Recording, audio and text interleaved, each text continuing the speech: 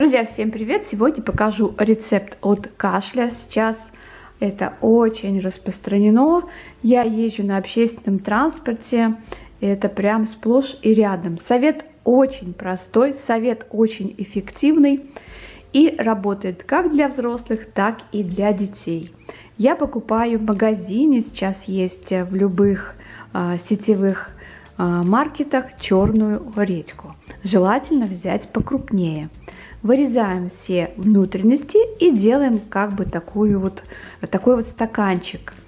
Но мякоть я не выбрасываю, я ее перемалываю блендером, чтобы она была мелкая, и смешиваю с медом.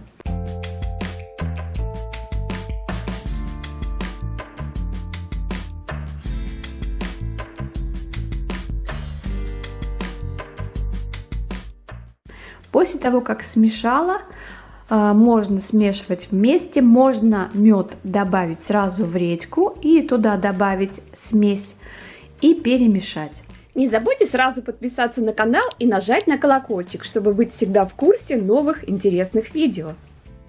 Сверху закрываем крышкой, оставляем часа на 4, чтобы пошел сок. Друзья, если вы хотите больше видео, полезных советов и все, что нет на YouTube и в других соцсетях, есть в моей группе в Telegram.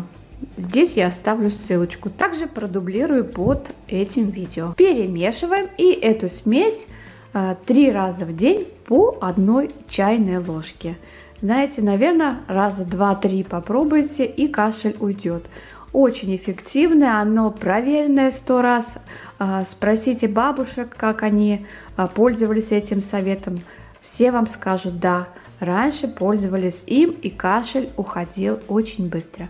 Друзья, напишите свои способы, какими вы пользуетесь. А на этом я хочу попрощаться. До следующей встречи. Всем пока-пока.